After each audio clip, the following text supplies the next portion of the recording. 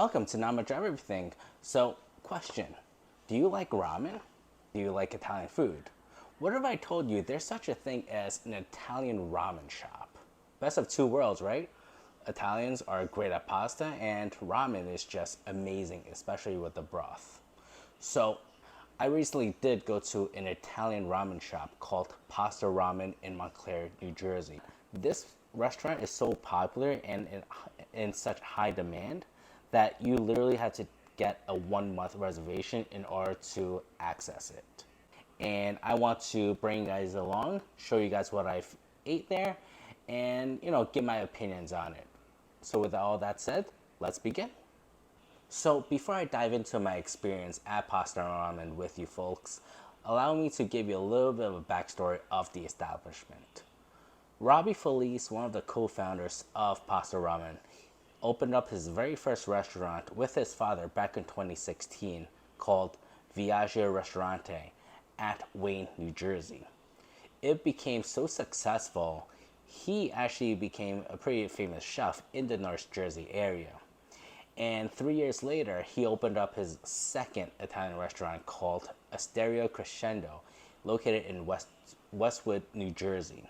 And so the story of Pasta Ramen actually starts a year after the opening of Asterio Crescendo. Back in 2020, Robbie Felice partnered up with an entrepreneur named Luc Sarapaya-Vanya, also a co-founder of Pasta Ramen. The concept started off, like I said, a pop-up, but more specifically, a luxurious invite-only pop-up that only served omakase meals. So omakase in Japanese means leave it up to you, the chef. So it's the chef choice of what they serve the customers. And since these are invite-only pop-ups, obviously I'm not popular enough to be invited to these luxurious meals, so I have no idea what kind of what they actually serve. But I'm assuming since this was the beginning concept of Pasta Ramen, the omakase meals were Wafu Italian cuisines that they were trying to test out the market to see what actually works and what doesn't. But of course, I wasn't there, so I have no idea. It's just an assumption. But obviously, it did gain steam.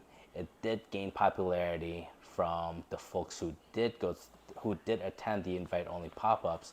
That they transformed the pop-ups into an actual brick-and-mortar restaurant.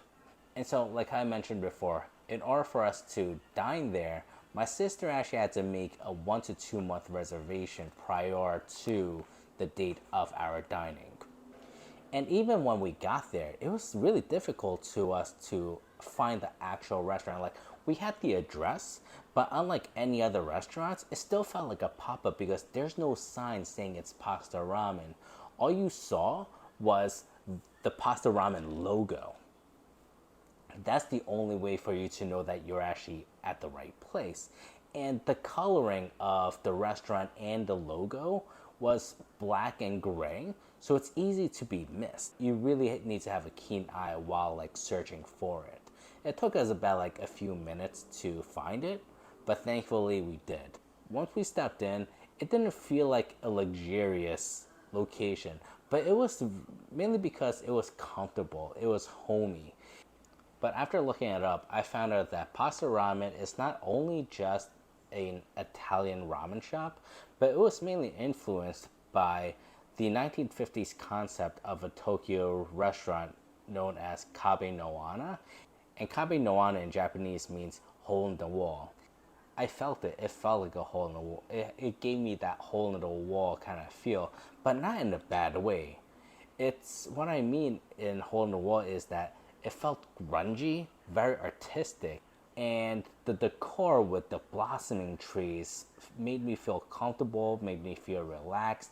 It was not a stuck-up place, even though if I have to make a 1 to 2 month reservation, I would assume it's like a really high-end place where I have to take myself very seriously, but that's the complete opposite. You don't have to. It's very relaxing. And most importantly, the staff there, they're really friendly, really helpful, explaining on the different meals because everything is so new. I've never been to an Italian ramen shop before. I've never been to a Wafu Italian restaurant. I had no idea what to order. So it's a good thing that the staff was there and was helpful. The moment that we sat down, the first thing that we ordered were drinks. Well, non-alcoholic drinks. I ordered the Matcha Limonatta, and my sister, she ordered the watermelon. For me, I don't like anything too sweet, but if you like the sweeter stuff, definitely go with the watermelon. And so for the starter, the appetizer, we ordered and shared the Calamari Fritti. It was delicious. The breading was surprisingly really light, a lot lighter than other calamaris I've had, which means, so the breading was really thin. And so because of the lightness of it, it did the job as an appetizer, not filling me up too much and giving me enough room for the real meal. I enjoyed it. It's a perfect dish to share. Now let's talk about the main dishes. First up is the ramen. And the special of the day which we ordered was the chicken tonkotsu ramen. And the presentation was beautifully done. I loved it. I think that was pretty much the highlight of our visit there. So the ramen should have broth in it, right? The way that would serve it though, they would bring over a bowl of the ramen without the broth in it, and right next to it is the kettle, and inside of the kettle is all the broth. So once they have the brothless bowl of ramen settled on the table, they would then start pouring the broth inside of the bowl. And so you may notice that the chicken is actually breaded. And surprisingly enough, after having the breaded chicken sit on top of the broth for a period of time, the texture of the breading remained the same. It was nice and crunchy. It did not soften up and become soggy at all. So I give them huge points for that. I don't know what kind of breadcrumbs they use, but I highly recommend it, and I want to know what it is just so I can cook with it. However, when you talk about ramen, the main thing people really look forward to is not so much the noodles, the chashu, or even the poached eggs, right? The main thing is the broth, because that really solidifies on how amazing the bowl of ramen is. That umami flavor. And so did the broth of the chicken tonkotsu ramen hold up? When I tasted it, I was caught a bit off guard when I did not notice any umami-ness to it. And instead, it was replaced with tangy and tardiness of the caper. They used caper, and I think the taste of it completely dominated the broth. And for me, it was... So it's my fault, because since this is my very first experience at a Wafu Italian restaurant, I should not be expecting anything at all because it's so new to me. I must say, I didn't really enjoy the broth that much. However, that doesn't mean that the bowl of ramen was bad, because everything else was great besides the broth. The chicken was full of flavor. It was nice and juicy. Like I mentioned, the texture of the breading remained the same even when it was sitting in the broth for a while. The noodles were delicious. So essentially, I did enjoy the bowl of ramen. I just wasn't looking forward to drinking the broth, unfortunately. Now let's talk about the final dish that we ordered. This is the matcha, which is a brothless bowl of ramen. And so we ordered the Temomi ramen shrimp scampi. It was nice and creamy, savory, tasted exactly like an Alfredo. And so when I was looking through the menu, I was surprised to find out that it's not Alfredo at all.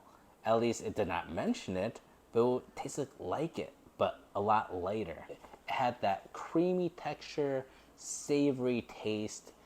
I just loved everything about this. And what's even better is, I never imagined, because normally when you have Alfredo, it would be with fettuccine, right? So fettuccine matches up great with Alfredo sauce because of the texture and the shape of how thin the fettuccine is. It makes it a lot easier for the Alfredo sauce to absorb into the actual noodles. And in this case, the Temomi. The Temomi is pretty much shaped like a spaghetti, but thinner, I believe. And it did as great of a job as a fettuccine would. But honestly, have you ever cooked Alfredo spaghetti dish? It does not taste good at all. For some reason, it does not work well with spaghetti. But for some reason with Temomi, the way that it actually shaped like a spaghetti, I was pleasantly surprised on how well the creaminess of the sauce worked with the Temomi. I savored every bite of this dish, of this bowl of ramen. Food wise, taste wise, this was my highlight. I love this one the most and I highly recommend it. Of course, after spending some more quality time with my sister, we finally got the check. And the way that they would serve the check is not with, with the clipboard. Instead, they hand you a guest book. So while you're waiting for the waiter to come back, you can actually sign the guest book telling everyone that you were there, leave them a nice little message, and pretty much thank them for giving you such a great service. At the end of the day, even though it did take us 1 month to actually enjoy this meal, it was definitely well worth the wait. The environment was relaxing and comfortable. The staff team was amazing. The atmosphere, I loved it, especially with the open kitchen style. The meals were delicious, even though the broth from the chicken tonkotsu ramen was a bit of a curveball for me, but you know what? It did not ruin my meal or my experience at PastaRamen at all. In fact, there's so many other selections within their menu to choose from. I would love to make another reservation there and try other selections that they have. I highly recommend you to check it out. All the details are in the description down below. Definitely go on their websites and make a reservation. Totally worth it. And thank you for joining me today. If you enjoyed this video, do me a favor and like and subscribe. And until next time, hope you enjoy a delicious meal.